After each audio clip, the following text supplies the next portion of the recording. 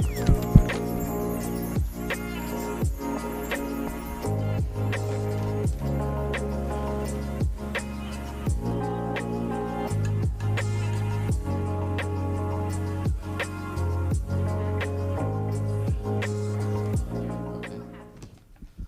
right. Welcome, everyone.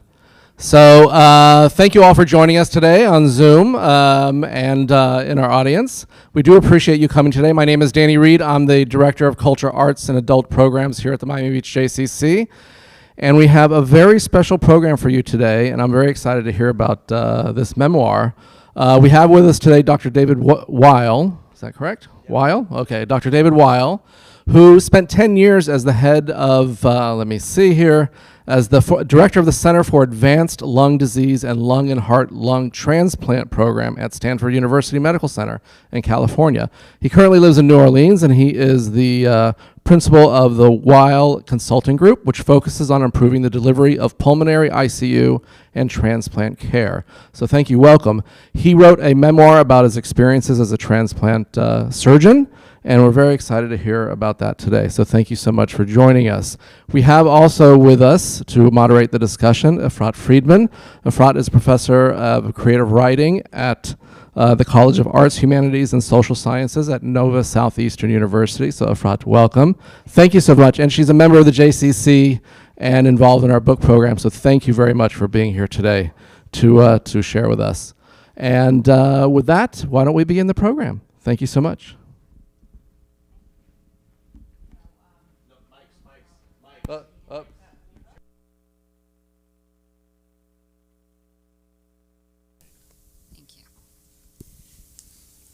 Hi, thank you, Danny, for that kind introduction, and thank you for all that are attending.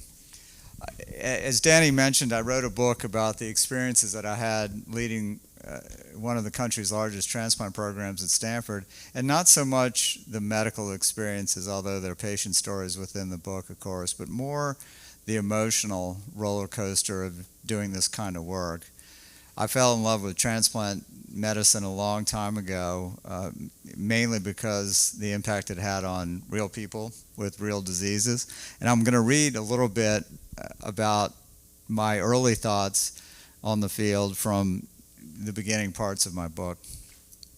When I was a kid and dreamed of being a doctor, I didn't dream of learning anatomy or doing research, hunched over a laboratory table in sterile isolation, or even say of becoming a pediatrician, which I pictured as seeing one kid after another with a virus of some sort. I wasn't even particularly interested in the pre-med courses that I needed to take in college in order to get into medical school. My main motivation was to save the day, to be a hero. I know what you're thinking. He must not have been hugged enough as a child.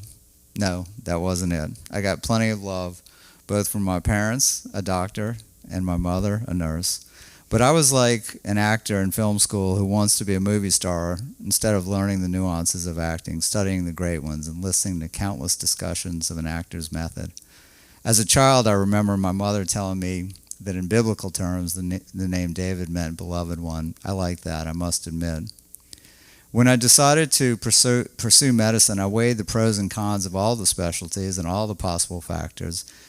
But I kept coming back to really one question: would I matter?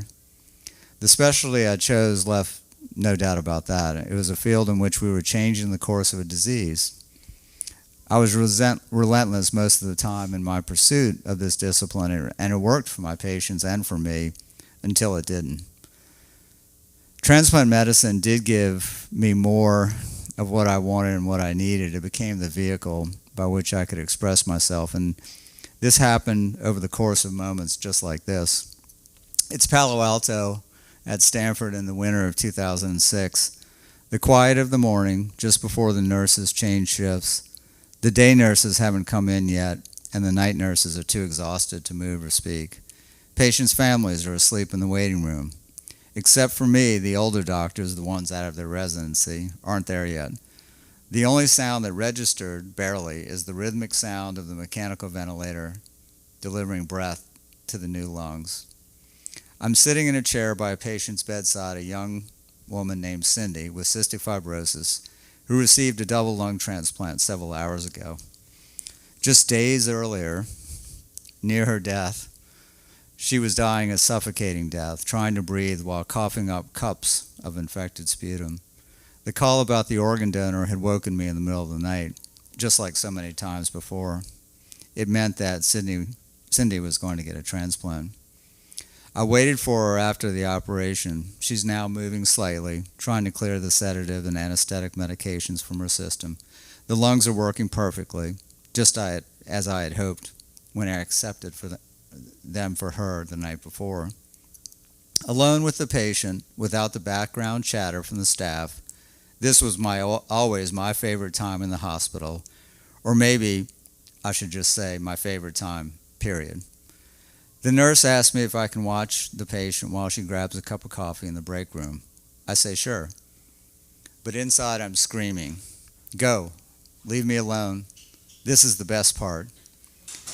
The nurse makes a beeline out of the room. My eyes follow her just to make sure she's gone. Now it gets better. Cindy is waking up, eyes searching for the ceiling, shaking her head slowly, coughing a silent cough around the endotracheal tube. I stand up and lean over her in the bed, coming into her field of vision, as if from out of nowhere, it must seem. I smile at her, and her eyes sparkle. I tell her that we'll get the tube out soon, that the transplant was a success, that she's a rock star, that I'm so proud of her. Her eyes start to fill with tears. Mine do too. I can't possibly imagine a better feeling, a rush you can't get from any pharmacy, or off the street from a dealer, or at a local bar. No, this is different. And I thought in that moment, I could do this again and again, watch a patient wake up from a successful transplant over and over, and no one would ever tell me to stop. All right, thank you so much. And we can really see in this excerpt how you're sort of marveling in the miracle of transplant and how you really, early on in your career, were just appreciated these quiet moments when you could bond with a patient who had just undergone this miraculous procedure. Of course, towards the end of the book, we see you transition from someone who is so eager to engage in this profession that involves snatching back a life, as you categorize it, to someone who has to figure out how to deal with this deep sense of loss. So I wanted to know a little bit more about how after you lost that sense of exhilaration, you were able to sort of reconjure that original enthusiasm for the profession and return as a consultant. Yeah, I think that what happens over the course of a long career, at least it did to me, is you get what is being called out there in the pandemic, compassion fatigue. You become depleted of your empathy. And I noticed that happening to me over the course of the 25-year career. I think what I try to do now with the transplant programs that I interact with is just to remind them that it's not just a medical specialty and it's not just a scientific pursuit, right, that there's actually real human beings, and they have to remember that every single day that they get up. But they also have to remember to take care of themselves, which I think is an important message, especially as the pandemic unfolds. Yeah, absolutely. One of the other topics we encounter through your writing is medical ethics, and that issue pops up periodically throughout the memoir. One of the instances where medical ethic comes into play that you discuss is how the medical committee has to sort of come together and decide who is worthy of a lung transplant procedure. And there's sort of this, involved discussion about who really is worthy of receiving these and whether they'll be able to take care of them properly. So that sort of seemed like an ethically gray area, sort of being making these really life and death decisions.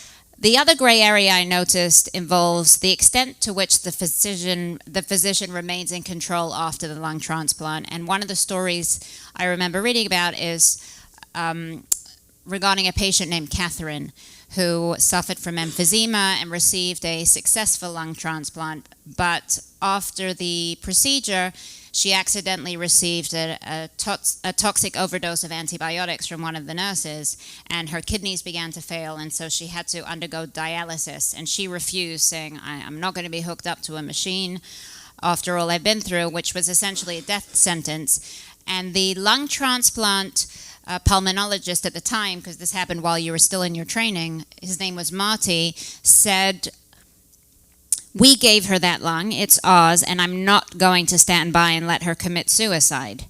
So how at this point in your career do you cope with these gray areas?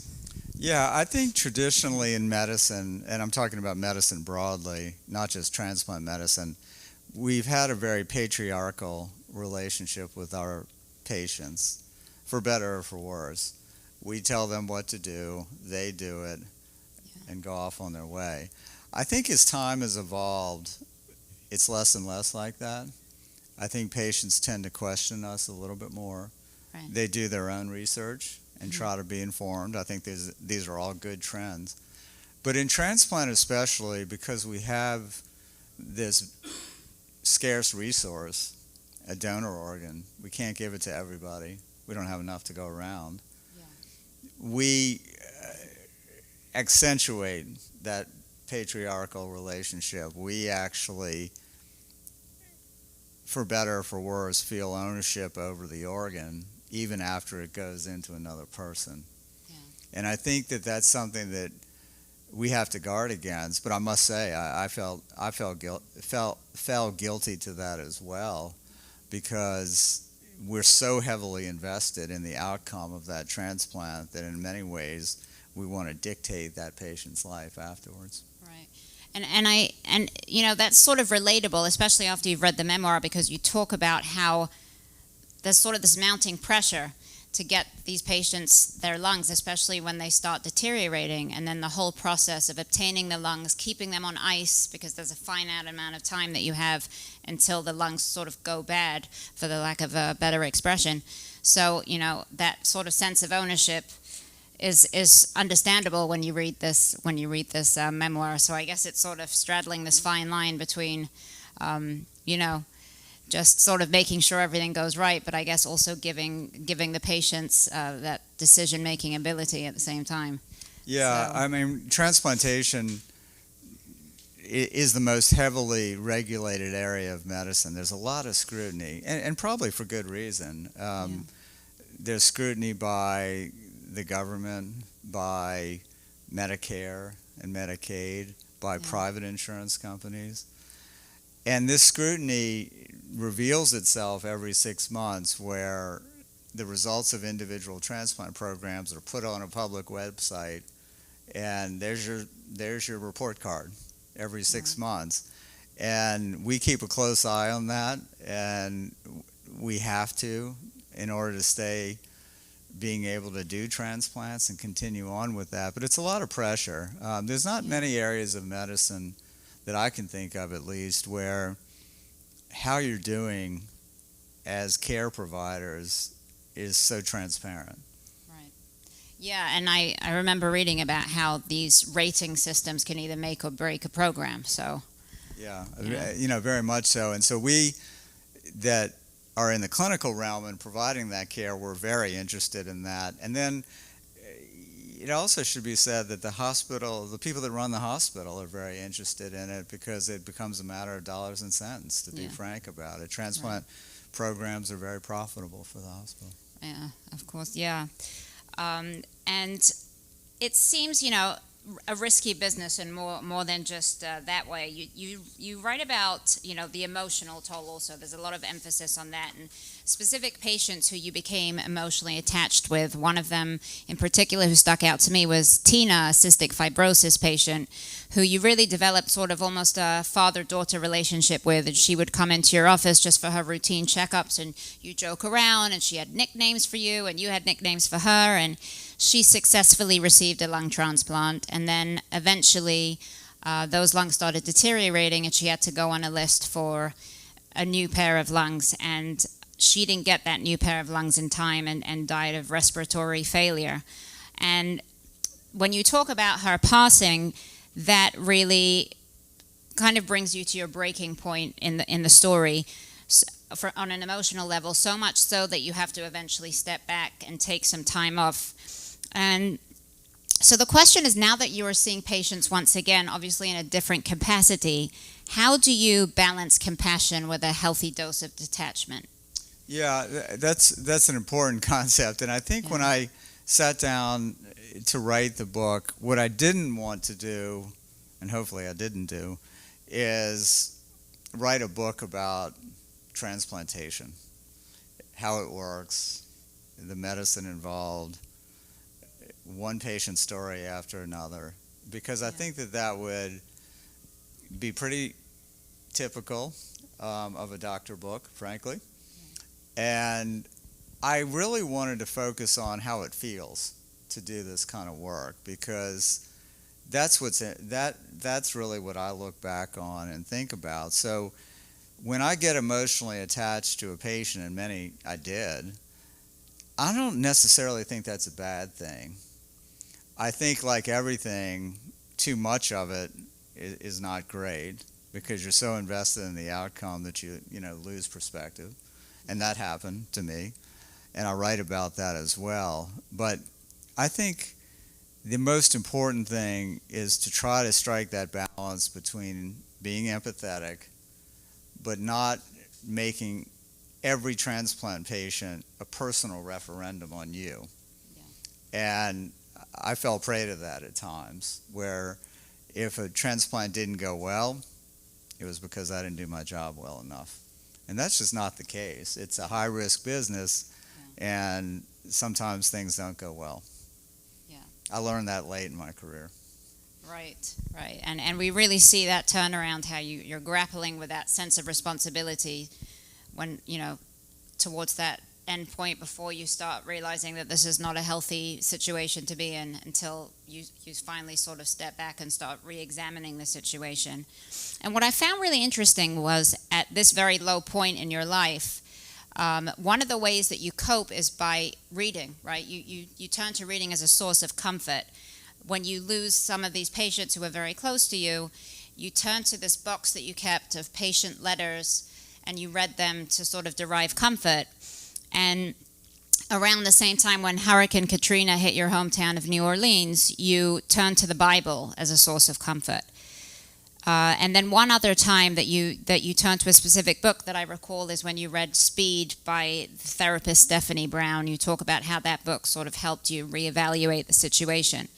So the question is, what is it about these readings that helped you through these traumatic times, and what prompted you to write this memoir? Yeah, I was just talking about this with my editor on the way over. Yeah. And it's interesting what reading and writing do to your mind. I've gotten increasingly interested in brain hacks, right. The things that we can do to quiet our brain, because I think there's way too much stimuli out there. I look at my own kids and I think about the way I live my life, and it's too much for our brains. Yeah. We've got to take better care of them. So for me, that means cultivating the inner life. And the inner life to me is reading, but it's also writing, because I don't know about you all, but I can't read and do something else. I can't write and do something else. Yeah. I can't think about anything else when I write. It's hard enough as it is to write. So I think that these measures are simple, but I think they're so important, especially right now when we're attacked by so many different things. Our phone, the 24-hour news cycle, social media, whatever it is, to try to quiet your brain. And I think I was using that without understanding why I was using it when I came home at night, to sort of quiet things down. And I sometimes it worked and sometimes it didn't, but I think it's something that I think I'll continue to go to. Yeah, and I personally identify with that sort of that quiet time with yourself as a writer, and I read a lot as well. I really value those quiet times with yourself where you just sort of get to be alone with your thoughts, as opposed to the rest of the time when everything is, as you said, overstimulating in this day and age. And the writing project does come across as therapeutic, given that you engage in introspection and self-reflection, all the way through, pretty much. And so I wanted to know that now that you've looked back on your medical career with a new lens, are you less hard on yourself? And how would you say in general this writing project has changed the course of your career? I think the project opened up my mind to what I was going through. I think I was the kind of person that I found it difficult to say, well, you did the best you can and that's good enough. I wasn't capable of that, really. But I think what the writing project really helped me with is I write these scenes and I relate the patient stories. I did do my best, and that is good enough. Yeah. And I think it becomes obvious as you write the stories. But I think in real time, what I struggled with at the time is sometimes, and this goes for everybody's life, you do the best you can, and it still doesn't work out. And as hard as that is to accept, it is a reality. And one of the things that this field taught me is that you can do everything perfectly, your team can do everything perfectly, just doesn't work out. Yeah, but I think coming to terms with that and just, dealing with the fact that not everything turns out perfectly and being okay with that is such an important step to take from a, mental health perspective.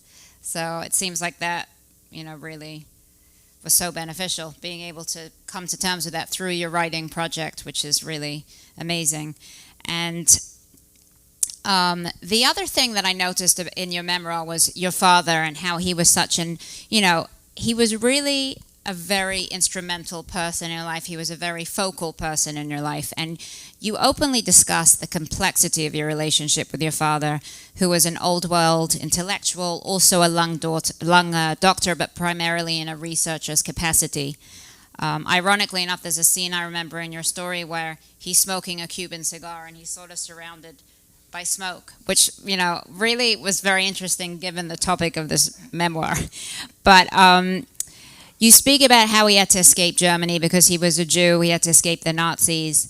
But you also talk about this deeply complex relationship and how you sought his approval, but at the same time you found it difficult to open up to him.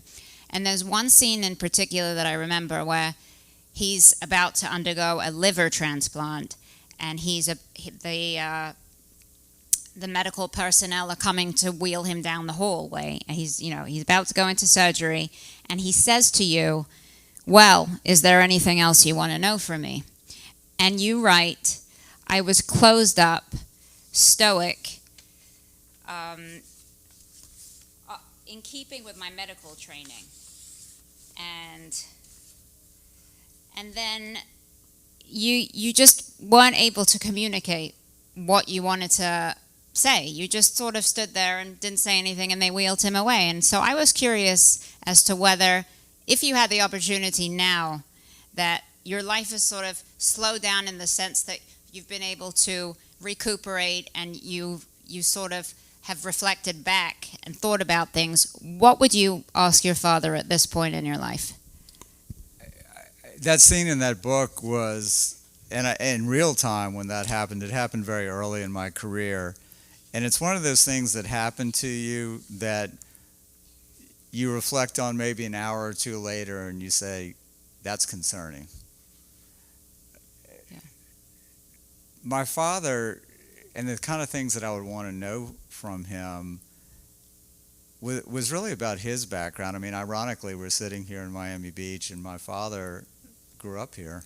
Mm-hmm. And so when his family left Germany in 1939, they settled here. And I came here as a kid, so I have a lot of memories from here.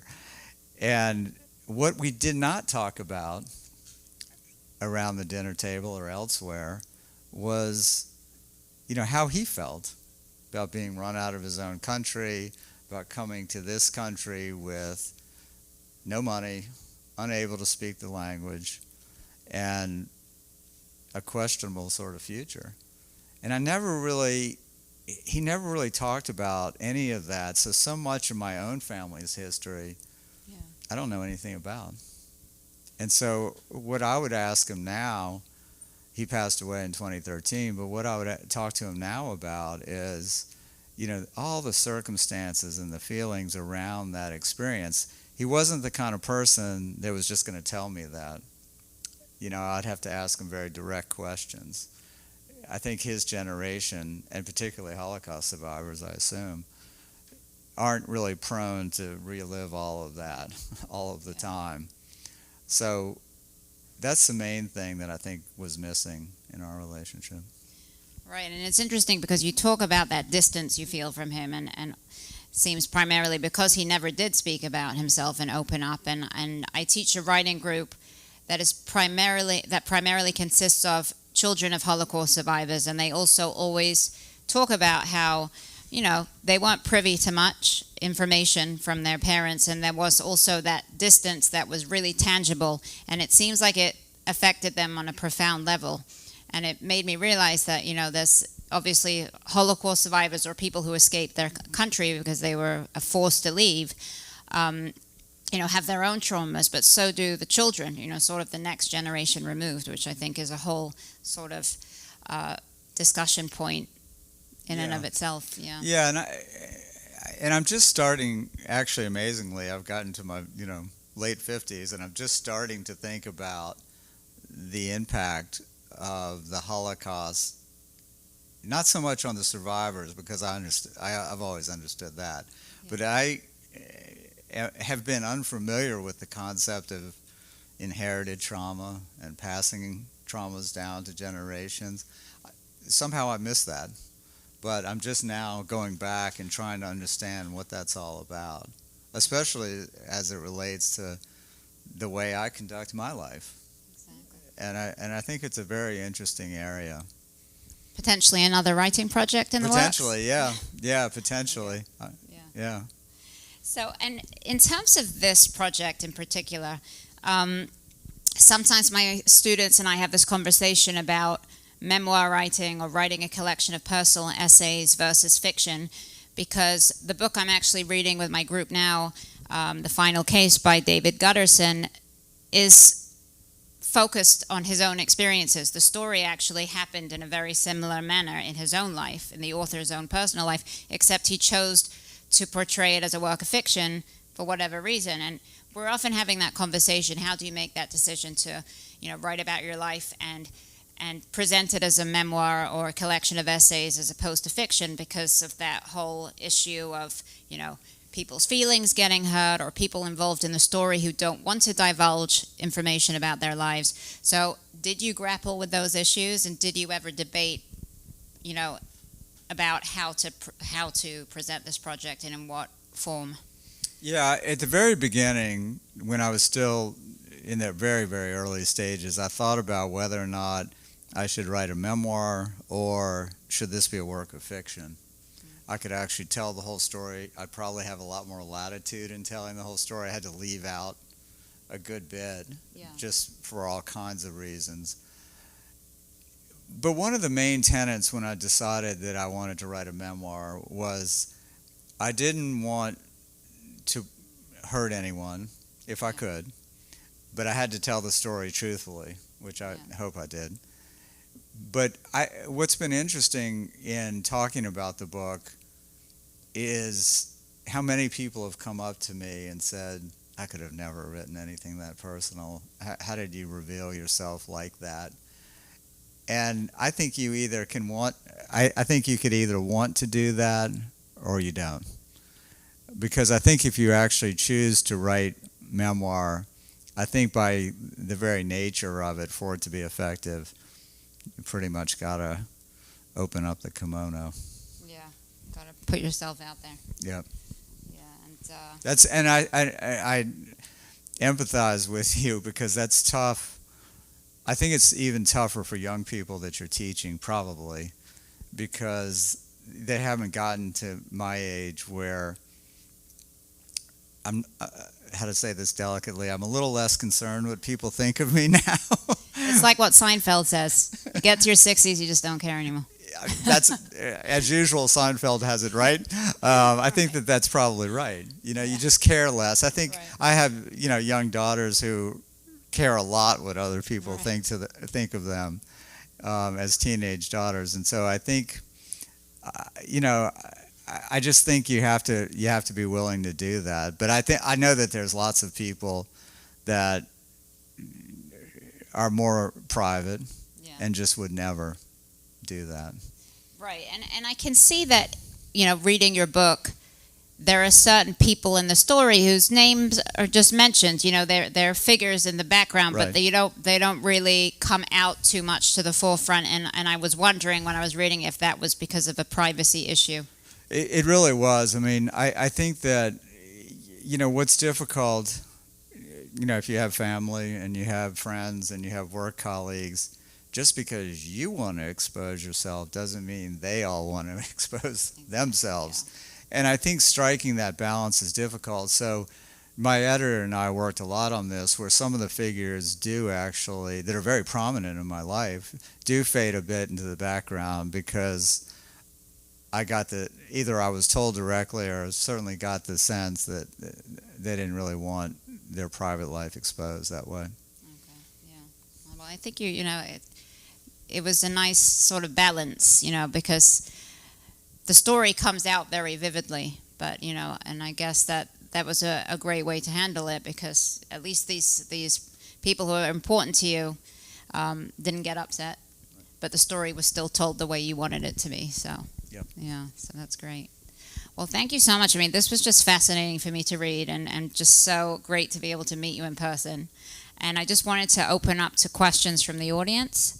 So I know there are some people on Zoom, we've got some people in person, but yeah. I do have, just to start the ball rolling, I do have one question. I'm just very curious, because there was an announcement, I think an Israeli startup a couple weeks ago announced that they would be able to 3D print organs Yep. using stem cells or cells from the inner lining wow. of Yeah. their stomach. They were reconstituting people's vertebrae, Yeah. so people could walk again. But Yep. of course, that research will go into Yeah. maybe other forms of. I'm just wondering what you know about that. What's your? I'm actually working with 2 Israeli companies that are doing all sorts of things in the lung arena, including, as Danny's question indicated, building a scaffolding for an artificial lung. Wow. So in other words, make the infrastructure to then grow lung cells on this scaffolding. Wow. And it's fascinating. We can actually, in a petri dish, grow lung cells right now, but what's been missing is holding them together into a substance, into a real structure. And this company out of Israel, I think, has gone a long way into getting there. So it's exciting. That sounds amazing. I mean, I know this is still sort of in preliminary stages, but from what you understand about this technology, will that, because in your book you talk about how sometimes lungs are rejected. So when they're grown that way and I guess can be fine-tuned, will that make them less susceptible to rejection? I think so, and we're going to learn from xenotransplant, which is putting an animal organ into a human, which was just done in Maryland with a pig heart into a human, where the pig heart was not just taken right out of the pig and put into a human. It was taken out of the pig and then genetically modified so that it was accepted when it was put into the human. So essentially, you take away all the factors that would cause rejection. You genetically modify it and then put it in. Wow. So far, so good on that one. I think the same thing would have to happen in an artificially built lung, is we would have to make sure that the human body wouldn't recognize it as foreign. Okay. Wow. Fascinating. So do we have any other questions? Can we go back to your writing process? Sure. So you said something that I thought was very amusing a few minutes ago, where you have to open the kimono if you want to, I guess, reveal yourself in your writing. But was that something that was initially difficult for you? Yes, it was. And it was actually difficult not only in putting it out into public, it was actually difficult to do just when I was in the quiet of my office writing. I think a lot of times on the first pass or second or even third, we don't really get to the emotional issue. We describe what happens, we write it, and this is what happened, and then Mary said this, and Danny said this, and then, but you don't really put how you feel, all the sensory details. At least I don't in my first drafting. So I think it took learning how to do that, which is a process, but can be learned. And I think it importantly takes a very good editor to read a paragraph and to say, you need to try again on this one. You told me what happened, you didn't tell me why it happened or how you reacted to it or how you felt. You're just telling me what happened here, and that's not that interesting. That's actually a concept I discuss constantly in my classes, showing, not telling, through emotional detail, through body language, through sensory detail, like you just mentioned. And as you said, this can be learned, certain techniques. And you mentioned that you actually, during your tenure at Stanford, you took writing classes there. So do you think those classes helped you, sort of develop this craft? I do. I didn't have really any orientation past college English about how to write. I wrote a lot of academic stuff, but that's not that interesting if you put all of that into a book. So I took classes at night at Stanford. I took two. I took a fiction writing class, which I do think helps in memoir quite a bit because it's storytelling. Yeah. And then I took a creative nonfiction writing course as well. And the students there were all aspiring writers, and I was just a doctor. And those concepts were old hat to them, but it's stuff that I never heard.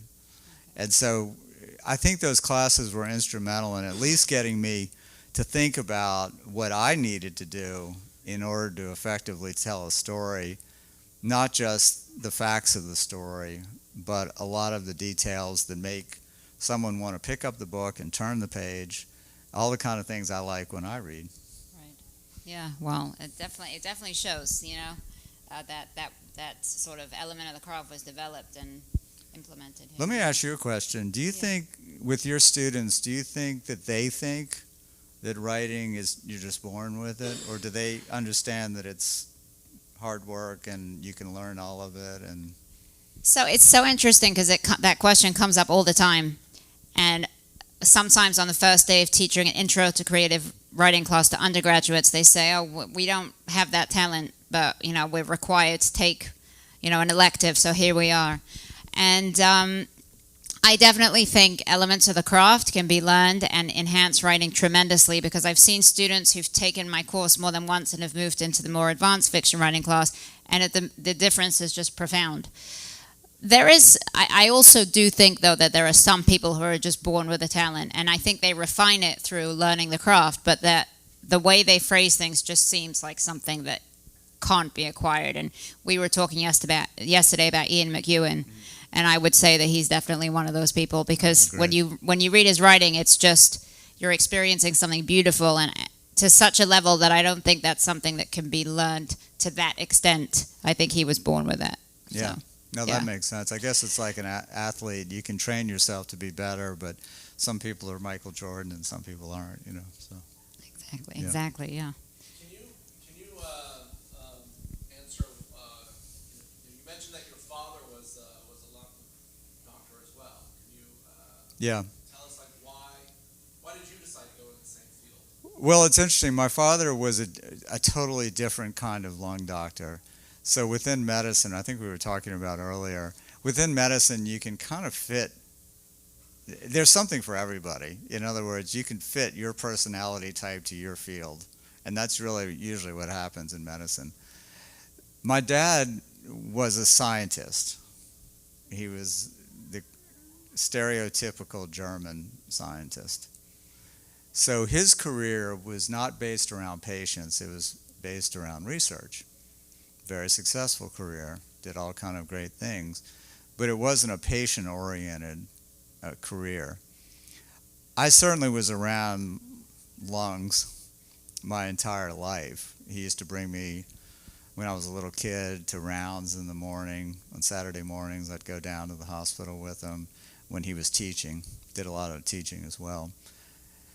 So I think that environment is there, and I think little kids pick up on all of that. But my first inclination in medicine was to go into orthopedics because I was interested in sports. And orthopedics is sports medicine, essentially. So I think I really came to it late, but I don't think that I personally would have been fulfilled by a research career. I had to do something like transplantation, where very patient-focused, very intense, very cutting edge, all the kind of things that I like. Well, I'm wondering if that's one of the things that attracted you. Like you spoke about the patriarchy of it, but was there this type of surgery? What was it that attracted you so much about this type of surgery? To be honest with you, in the passage I read kind of says it, and I'm almost embarrassed to read that passage, to be honest with you, because I'm a gratitude junkie, and there's nothing like saving someone's life, and then they tell you that you saved their life. That feels pretty good. But I think you get addicted to that feeling also. So when I read that passage that I just read, I cringe a little bit. But that's what attracted me to the field, is the fact that you could actually have that big of an impact. Because a lot of times in medicine, you don't have the same kind of impact, The gains are small. You make somebody's high blood pressure a little bit better. You control their diabetes a little bit better. Those are important. But I wanted something more dramatic. And it probably all goes back to just, wanting that approval from the patient group and their families, and I got it.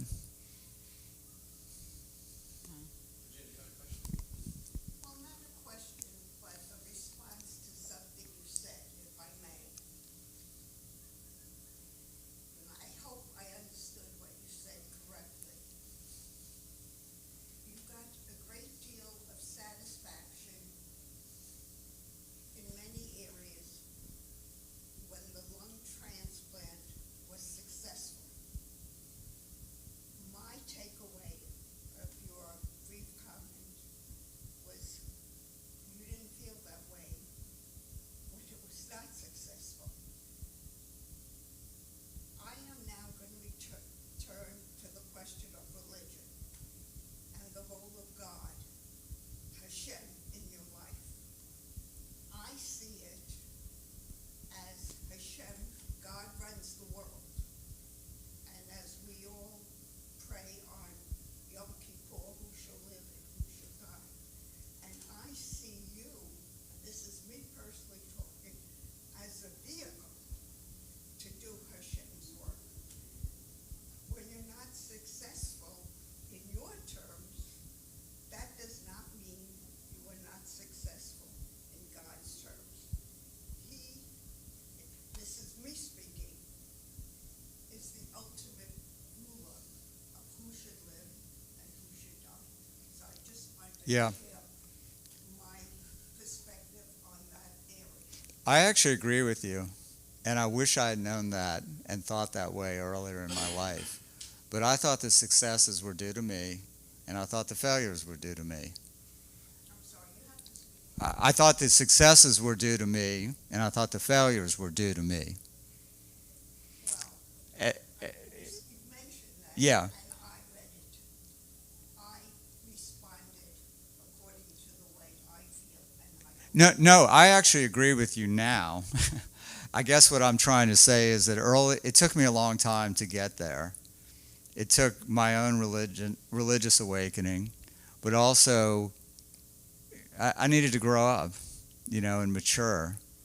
And I think that a lot of young doctors especially think that whatever happens is due to them. And I agree with you wholeheartedly. It's not. It's not. I mean, there's a higher being out there that I believe in that has a lot of control over what happens, and we are just the vehicles for that. But it took me a long time to come to that. Didn't happen until my late 40s. Long time. Well, perhaps you could be a spokesperson to other doctors who take on that burden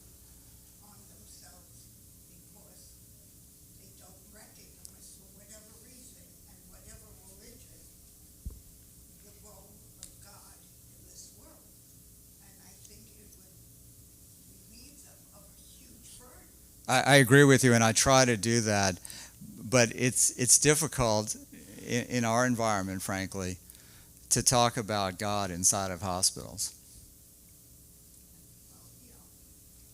No, I think we agree. It should be part of the curriculum. You and I agree on that. It's not, but you and I agree on that. Well, hold on, let me get on the stage.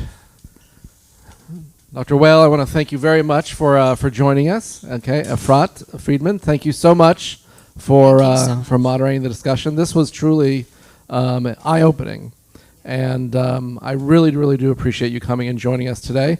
We did have one of the questions from chat. I'm just curious because it's like it was a Jewish geography question.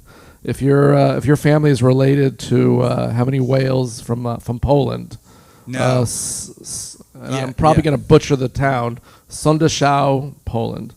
Yeah, no, we go back to the 13th century in Germany, and there were 600 years of rabbis in southwest Germany, and my grandfather broke the string. But 600 years of rabbis, and That's a lot of rabbis. that's a lot of rabbis. And I have a family tree, and I'm starting to do some research on it. But that's the background that I come from. I thought you were going to ask me my grandfather's first cousin was Kurt Weill. And I thought you were going to ask me about Kurt Weill, the composer. I get that question a lot. Oh, you do? Yeah. Well, I thank you so much for joining us today. I wish you safe travels back to New Orleans and much success with your consulting group. And maybe we'll in the future we'll be getting more written material from you, more books, more memoirs. I hope that's the case. Because the story is not finished, right? All our stories are not finished. So listen, everybody, I want to thank you so much for joining us today. Those who came in person, those who are on Zoom. This is just part of the book events that we do have here at the Miami Beach JCC. Efrat, thank you so much for bringing Dr. Weill here. Thank you. Thank you, Dr. Weill. It was Weill, fabulous. sorry, Weill. And just, in conclusion, I just want to remind everybody this, we do have a lot of other events happening. Please go to mbjcc.org. We have other literary events. We have our Wednesdays at the JCC. Next Wednesday at 12:30 p.m. we have Joanne Goldblum, who's going to be speaking on her book, Broken America. We also have this Monday night, please join us, Brad Zimmerman, a comedian who's going to be doing his greatest hits from his two shows, My Son, the Waiter, A Jewish Tragedy, and My Rise to the Middle. So that's just some of the events that we do have coming up. Thank you all so much, and have a wonderful rest of the day. Thank you.